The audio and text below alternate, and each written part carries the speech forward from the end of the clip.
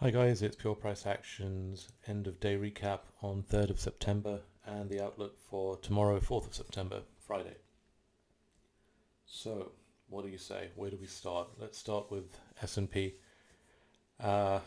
So, we had this, at the start of day, this unrelenting upward grind, and as I posted on Twitter, I was looking to buy it, and I was looking at yesterday's low area here, 35.36. And well, we saw what happened. Price basically powered through that. It didn't even didn't even pause for breath. Went straight through. There should have been a warning sign, I think, in retrospect.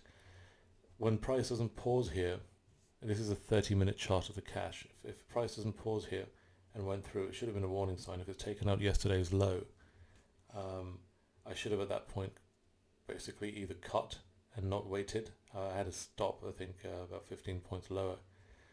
Should have either cut or reversed, but it didn't. And anyway, so this when you have that powerful thrust down, there were a lot of sort of weak hands up here, short-term players, and they all got liquidated all the way down. And it was just a case of saying, like, where does it stop? It ended up stopping around, this low from 25th of August, this little area of demand down here. Where does it go next? Well, I think you can't ignore such a powerful move, and there have been V-shaped recoveries in the past. I don't think that's happened here exactly, or not yet, at least anyway. I think this reversal area here is going to be quite key, and I think within that 34.50, this sort of 34.50 area here is going to be quite key to watch tomorrow. I think the reason for that is this could be the ABC that I look for. As in, if it comes down below this area again, we're going to have another leg of equal size roughly on the downside, which will then bring it down to basically this area here. So I look at zones. Price moves within zones, and this is the next zone below. And I think if on the S&P, yes, I've had to zoom out quite a bit to fit all this in, just because of the scale of the move today. I think if S&P sort of fails to hold this area, whatever it does, into tomorrow, blah blah blah, it will break down into this 3350. I'm out by 100. 3350 area here if it fails to hold that 3450s here into tomorrow. There is a chance that it'll get a backlash going back up. So just looking at the way price fell, it was quite sharp, and it would have left sort of a volume gap here. You see these long 30-minute bars here without much overlap. They often act as vacuums to suck price back up.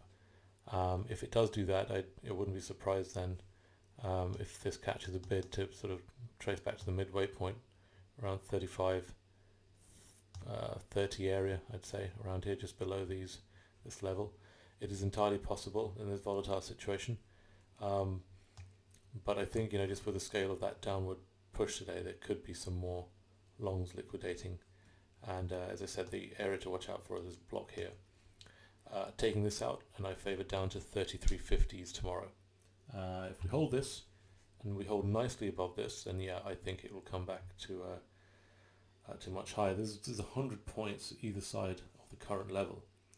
So we have to be careful. We have to look at where the bids are, where the offers are coming in, and act accordingly. It's not a small range. The range is increased, saying volatility begets volatility. So just keep that in mind, and it is Friday, so play cautious. Moving on to Dow, same deal. Pretty much, it's this same deal, different chart. Had this massive drop, and the area we want to watch out for is this block down here.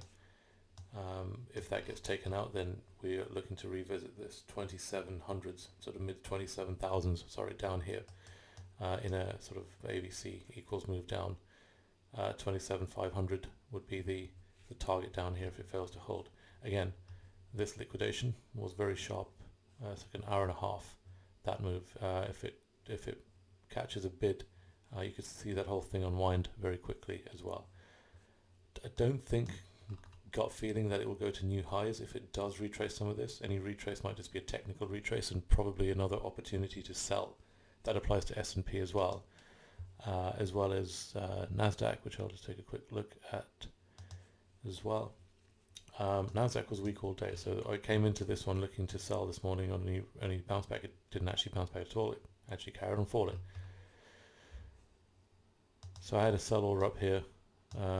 Didn't see that at all. It just carried on down.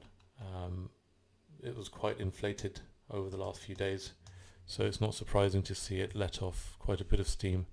I think a pull back to 11,500 is not out of the question either. Again, that'll be on this ABC move. So 1, 2, 3 back down to low 11,000s even. This block here, not out of the question at all. When you've got moves of this size, expect to see more moves of that size in the coming days. Again, may retrace a little bit first, but if it does retrace, I would say that's probably an opportunity to sell rather than buying it for new highs. Coming over to Europe.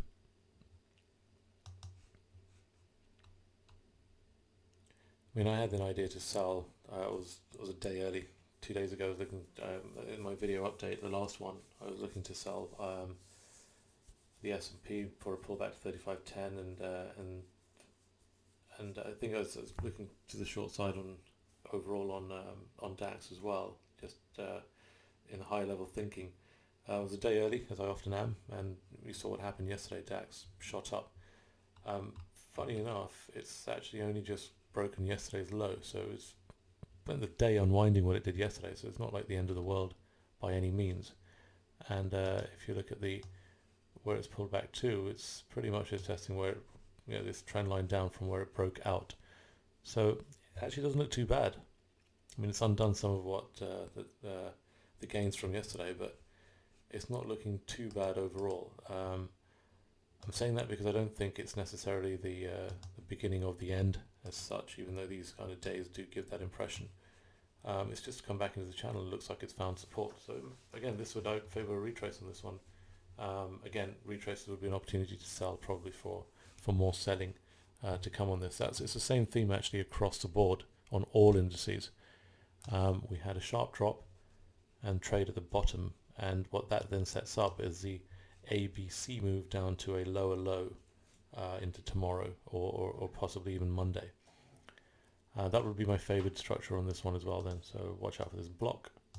If it breaks, look for an equal move down. That'll bring you to breaching the bottom side of this channel here down to 12,600s possibly. Looking at FTSE.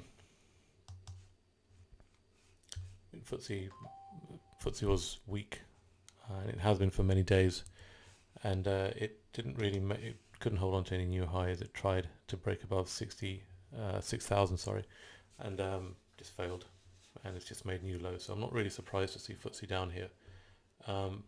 Funny enough, FTSE had most of its trade up here today, so this is a block in FTSE to watch rather than this block down here. And I wouldn't be surprised to see FTSE retracing some of this first. I mean, on the other ones, we'll see if they open up lower, and I'd be comfortable selling those. FTSE, I think, is a bit of an anomaly. It's all the other indices inverted as far as I can see from the volume action in this. So I think if it can stay above this block, I'd favour a retrace of this entire move, possibly tomorrow. Back up to sort of 5950 to 6,000 level. That is it. I think there isn't really much else to add on this. We had a massive move, and massive moves are normally followed by massive moves. So that would be the order of thinking for tomorrow and Monday, would be to look for a move similar to what we've seen today. No reason to doubt it. And we'll see where we open up. I think Asia will probably, obviously, is going to follow Sweden and sell up. But I often look at the Nikkei. Don't think it's here on my, let me just find it out for you guys. There we go. So if we look at this, I find looking at this on days like this, looking at the overnight action on this quite useful. So when you wake up in the morning, if you're in Europe or I guess it'll be evening time in the US, just look at how Nikkei is traded. If this shows a decent retrace of this drop today, then expect similar moves in Europe. If it shows just a continuation, then that's what you would look for in the European session tomorrow morning. So I always use this for good, for good direction as a leading indicator, if you were, on the flavor and thinking in the marketplace. If Nikkei leads, and I can place some confidence in the direction that we choose to trade in Europe. One other thing I wanted to show you guys today was the DAX options. Now, it's actually quite useful looking at the options action. I mentioned earlier today on DAX, I posted some bits on Twitter about how the puts played out, and I actually had these. I bought them at 15. I sold them at 18, thinking great, and it went up to 38.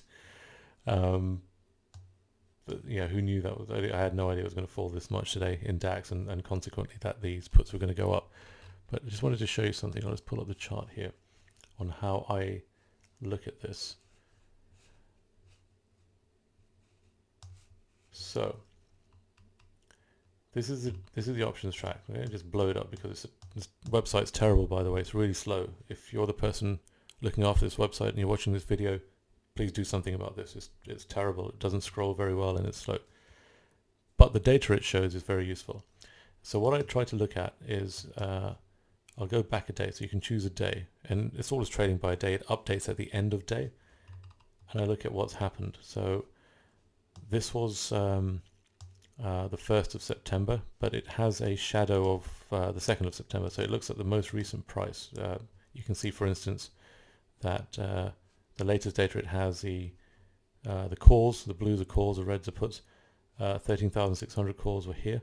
If I scroll back a day, they were there. So what that tells me is that there's been a reduction in calls yesterday. This shows less conviction on the upside of these guys. They probably saw the rally yesterday, and they decided to take some profit, and they sold that.